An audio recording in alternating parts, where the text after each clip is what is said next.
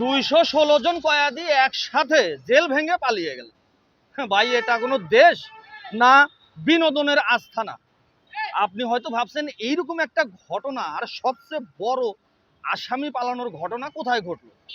পাকিস্তান এইরকম ভিখারি দেশ ছাড়া এইরকম ঘটনা আর কোথায় ঘটবে? এরা ভাই কয়েদি, তাদেরকেও ঠিক মতো ধরে রাখতে পারে না।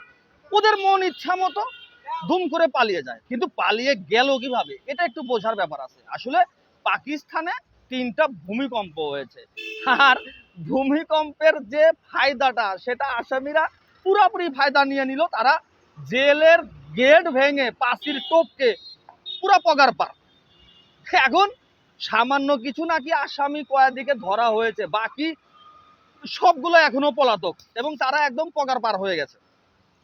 কিন্তু আমার যেন কোথাও একটু সন্দেহ হচ্ছে, আর তা হলো সত্যি এরা পালিয়েছে তো, নাকি পাকিস্তান সরকার এদের ইচ্ছাকৃতভাবে জেল থেকে মুক্তি করে দিয়েছে।